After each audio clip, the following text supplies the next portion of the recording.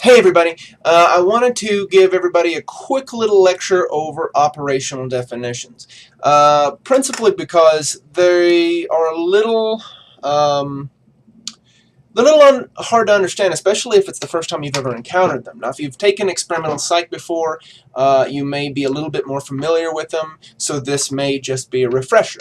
But for those of you who haven't taken experimental methods, this may be a new concept to you. So I wanted to try and give you a little bit of reframing or another explanation for it that hopefully might help you understand it a little bit. So let's define what an operational definition is. You can look up your book's definition uh,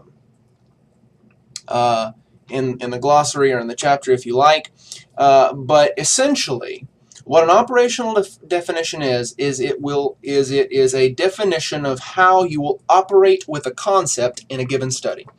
All right. So what does operate mean?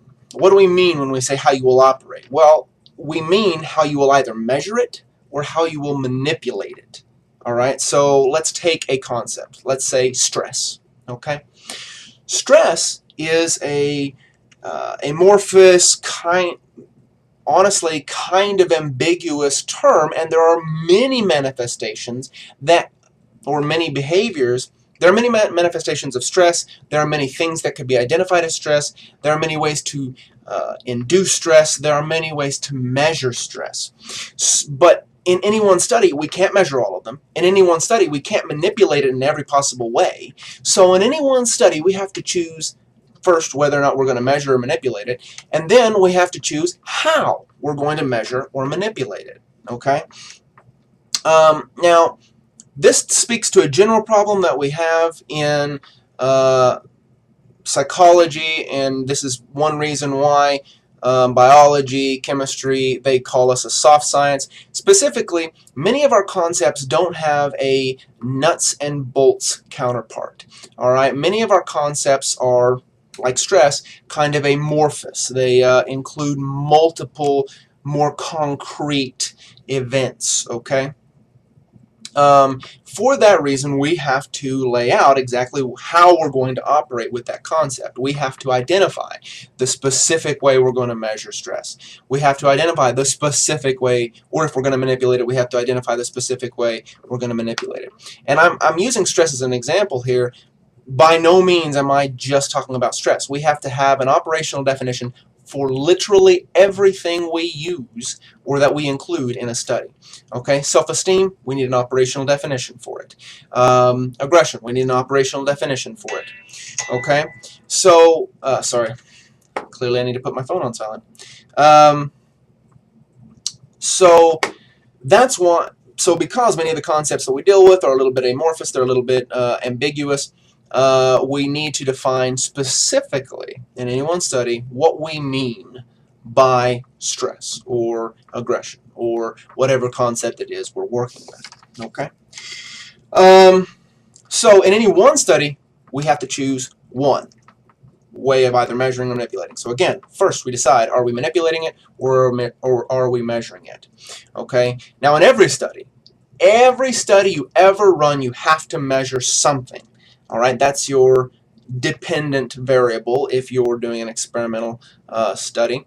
Or if you're doing a correlational study, you still have to measure stuff. Okay, so measurement will always occur in a study. Always. All right, and if you don't have any measures, you don't have a study. Okay. Now, because in any one study, we're only going to choose one operationalization, and one operationalization may only be one of many ways that a concept can manifest itself, then over many studies, we would want to choose, ideally, multiple ways to operationalize it. So in one study, so again, let's go back to our example of stress. So if in one study, we've operationalized stress as the extent to which people say they are nervous on a 1 to 7 scale. 1 being not at all, 7 being extremely. Okay, so that's one way of operationalizing stress. How stressed or how nervous do they report being? Well, if we use that in one study, that's great. That's our operationalization for one study. But then in a second study, ideally, we would choose a different operationalization. We might use GSR, or galvanic skin response. Okay, so when we get nervous, all right, our palms start to get sweaty, all right, and they become more conductive to electricity. So there is a physiological measure of the extent to which your palms get sweaty, and the sweatier they become, the more nervous you are, even if you're not aware of it. Okay, so in that second study, we've chosen a second way of measuring stress, and so we've chosen a second way to operationalize stress. But both the measurement on the Likert scale and the GSR, the galvanic skin response, both of them are two different ways to operationalize stress. Okay, so over multiple studies, we might choose different ways to operationalize a concept, but in any one study, we would just choose one. Okay, and there could be many ways to operationalize a concept, and that's fine. But for any one study, we just choose one. Okay?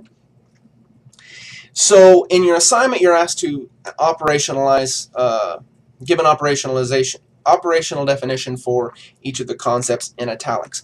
Now, the sentences are going to throw you off a bit, okay, because the sentence kind of describes the general research question you have. I want you to focus in on the italicized word, because that's the concept that you need to operationalize. So in one of the items, the concept to operationalize is aggression. You need to find a way to measure aggression. There are many ways, many ways to measure aggression. You just need to choose one. All right. Now, put some thought into, how valid would it be, things like that.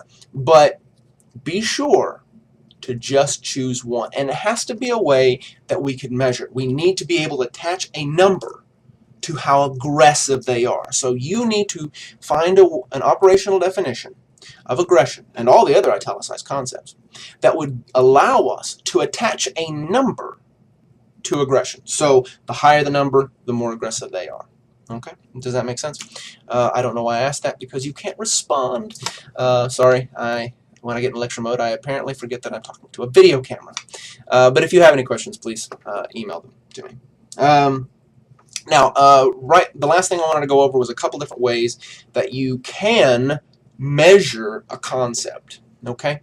Now, remember that you would also, if you were going to manipulate a concept, for example, in an experimental design, you would also need to operationally define how you're going to manipulate it. Okay, but we're just going to focus on the measurement part of operationalization here. Okay, so 3 general ways that you can measure any concept, or at least most, are through self-report measures, through observational measures, or through physiological measures. So let's take stress again. Okay, earlier I mentioned that you could measure stress using a Likert scale, in which you ask people to indicate the extent to which they are nervous. All right, so, or just how nervous are you? 1, and then giving them a Likert scale with which to respond. That Likert scale would range from 1 to 7. 1 being not at all, I'm not at all nervous, to 7 meaning I am extremely nervous. That is a self-report measure, specifically a type of self-report measure that you would see in a survey. But Likert scales aren't the only way to get self-report. You can also get open-ended responses. Now, these tend to elicit more detailed information from your participants if they are willing to give you more detailed information. Not all participants are. However, the problem that open-ended responses give you is that you then have to create a secondary step in which you code their open-ended responses into something that can give you a number. So, for example, you might have to go through their little paragraph or a few sentences that they've written. So an open-ended self-report question might ask a participant, how nervous do you feel right now? And please tell us about your feelings of nervousness. They might give you a couple sentences, but then you have to code their response. You have to go through, and maybe one scheme is to go through and identify the number of stressors, or identify the number of times they use a word or a synonym of use the word or a synonym of the word nervous. Okay, either one of those would work, but that's the additional difficulty with open-end responses, is that you then have to code them so that you can get a number. Okay. The second way that you can operationalize, or another way that you can measure most concepts, is through observation. So with stress, people will tend to fidget. All right, they will blink their eyes more if they are uncomfortable, if they are nervous. They might engage in certain nervous tics. Okay. So what you could do is you could operationalize the number of times that a person engages in these nervous or anxious behaviors. Just video record them. Obviously, you would have to get their permission to do so. And then you just go through and you count each time they engaged in a nervous behavior. Okay. Another way that you could do observation, and you kind of combine observation with survey. So again, with observations, with all of these, you have to be able to turn them into a number. So with direct observations, where you're counting the number of anxious behaviors they perform, you have to go through and count. All right, and so that the total number of anxious behaviors they perform, there's your number.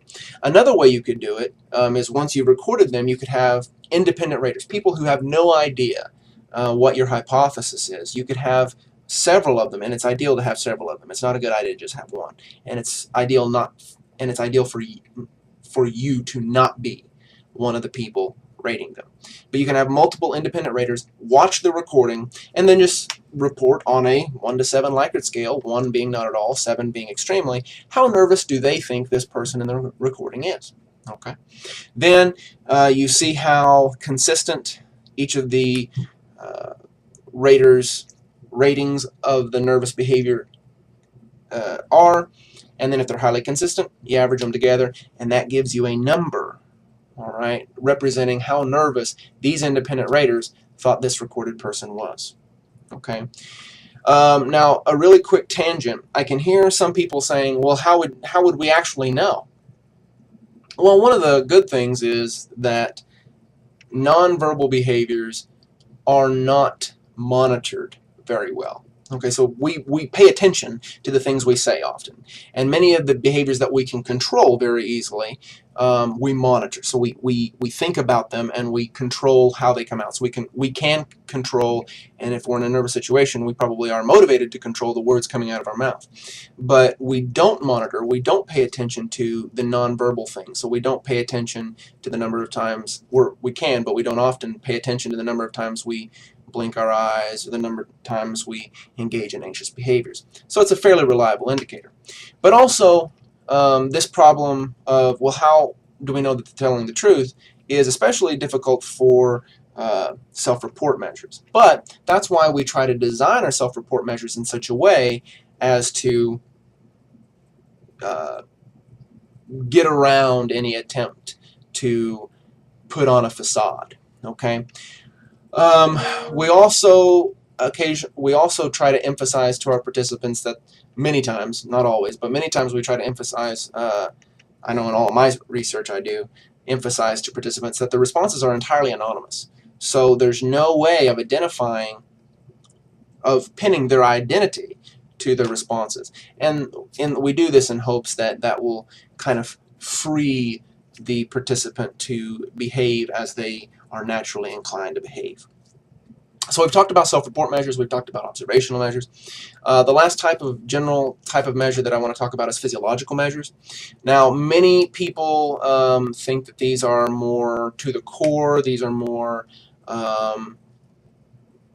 straightforward, because many people assume that there is a well, for example, in deception, it's called the Pinocchio response. People assume that there is a specific overt behavior tied to every cognitive state, and that's not necessarily true, or every emotional state, and that's not necessarily true.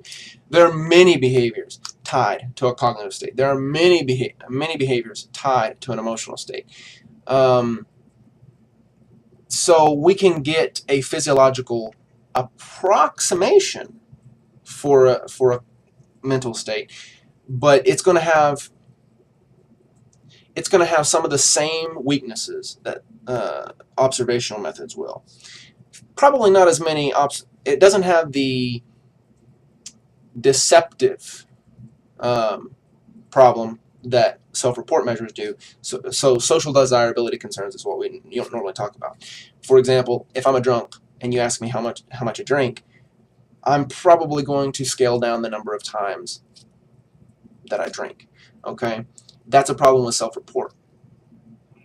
And that's also a problem that you can get with observation. So if I'm a drunk and I don't want other people to think that I'm a drunk, and you put me in a room with alcohol, I might decrease the amount of times I drink.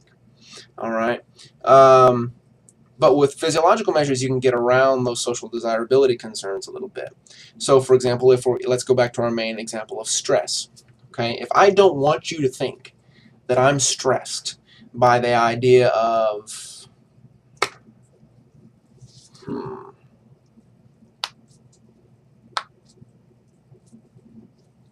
an exam. Okay, if I don't want you to think that I'm stressed, here we go. Men often want to exude a confident, dominant image, and so they don't want people to know that they might be anxious or concerned about other people threatening them, or other people hitting on their partner. So if we were to ask them in a self-report, now again, we can do everything we want to and everything we can to try and increase the validity of those self-reports, but there's likely to be some social desirability factor manipulating their responses in a self-report. But certainly men often put on a strong face.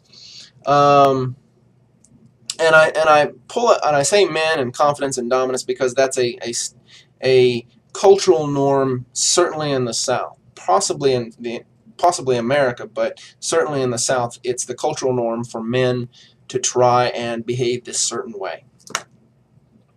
So they might bias their responses in a self-report when threatened. So if we had them imagine this threatening situation, and we ask them, well, how nervous does that make you?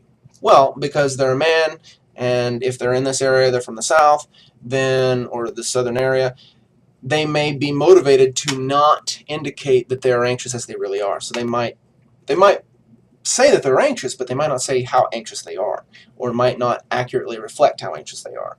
Or if we're observing nervous behaviors, they might become motivated to attend to their typically unmonitored behaviors and scale them down. So they might notice, oh, I'm blinking my eyes a lot. Stop blinking.